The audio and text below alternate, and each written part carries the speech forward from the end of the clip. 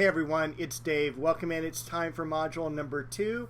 Congratulations for making it through the first week. I know, especially in a very condensed class, there's a lot of new things to be able to learn and understand and, follow along with new policies and procedures. So this will hopefully be a much easier week for you.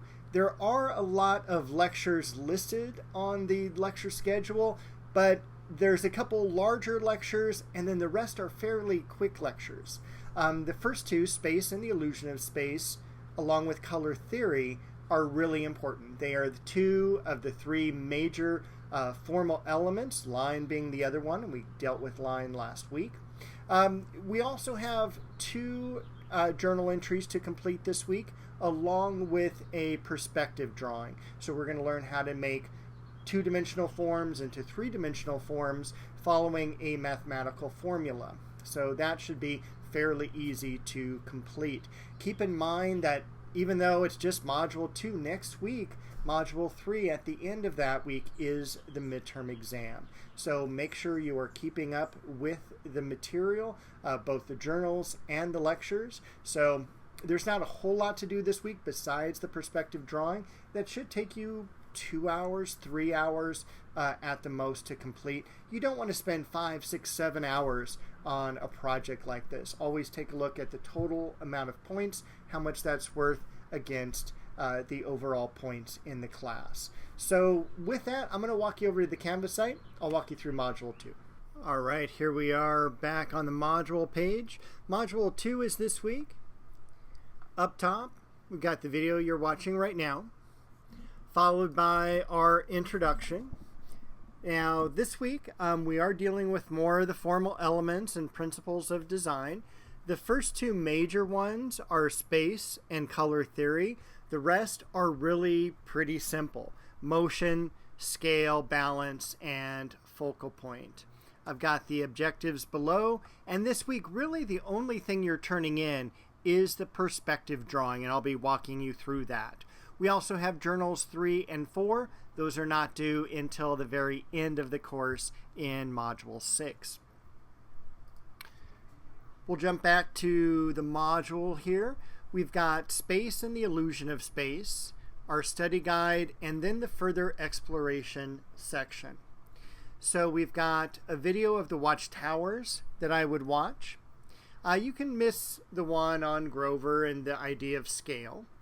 How one-point linear perspective works is really important. This is another way of creating perspective other than the way I'm showing. And then also, if you're really into perspective, this is a great video that talks about the history of perspective. After that, we've got our color theory lecture.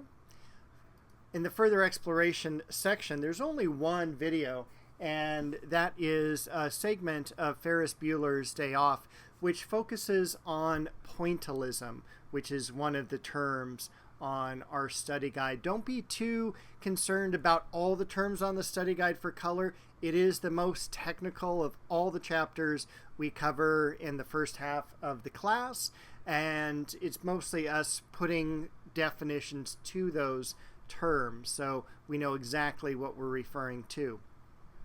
We have the Motion and Illusion of Motion lecture.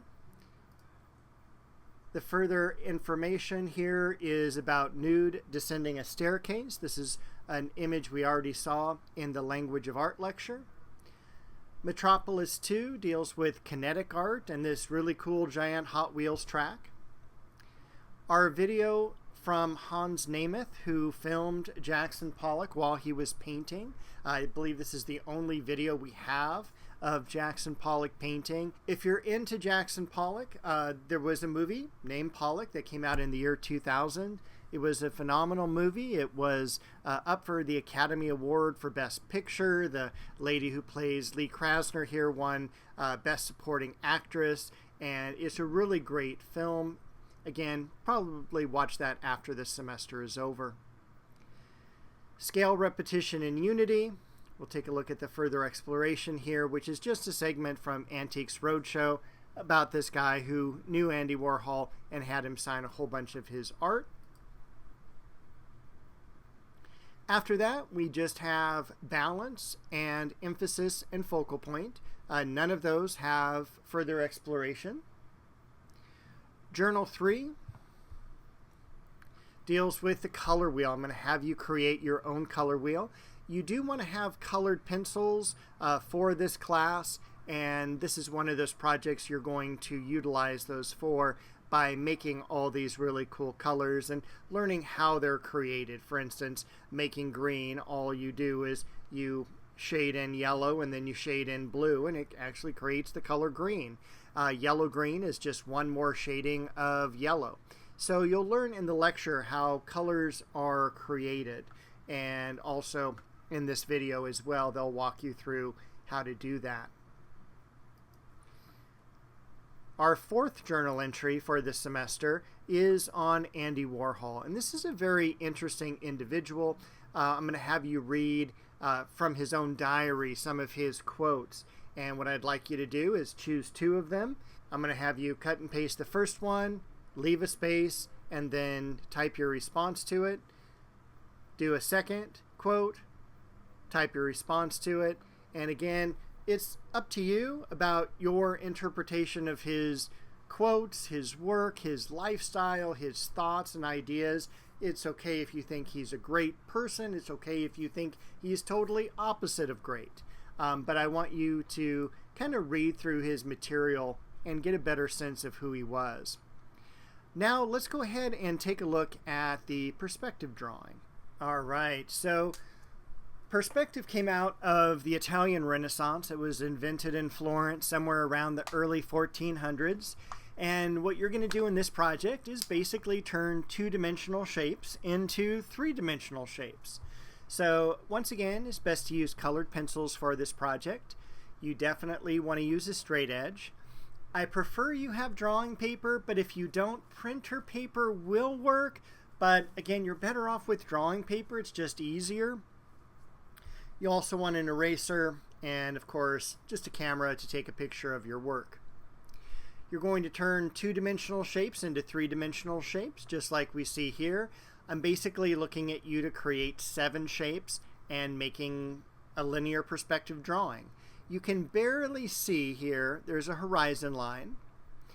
There's also a vanishing point, and all these shapes are very uniform and they're heading to this vanishing point. And that is what you need to do. I've got all the instructions here. I also have a short video I made on how to create at least one of these shapes into a 3-dimensional form. I've got another option if you want to create an interior space. You do have to create a unique space. You can't copy anything from online. All of these are run through Google image search. So I do have a video also for you to create an interior scene. And then if you're already an artist and familiar with linear perspective and you want to create something just on your own, like a really great landscape scene like this, you're more than welcome to. Just keep in mind, I need 7 objects that show linear perspective.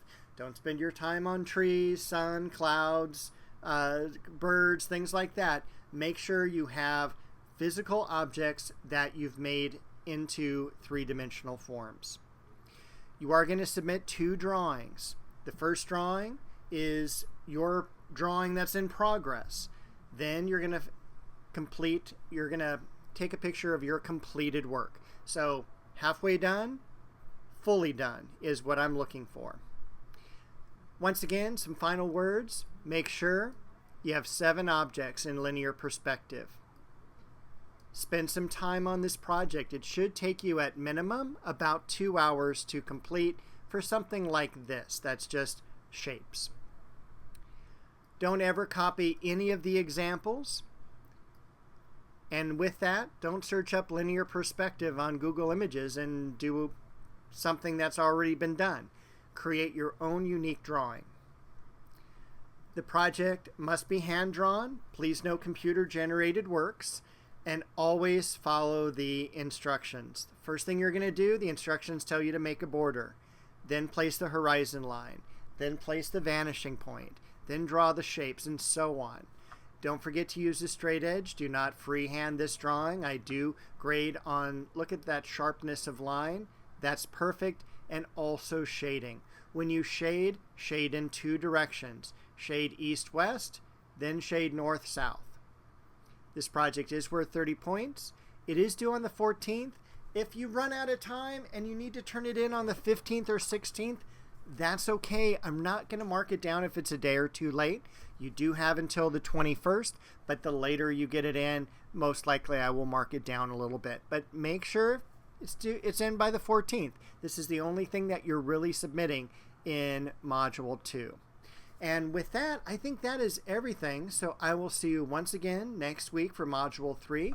Module 3 has a documentary. We get to talk about modern art. We're pretty much done with the formal elements and principles of design after this week. I also have a lecture on Vincent van Gogh next week, and it is the midterm already. So I'll see you shortly with Module 3.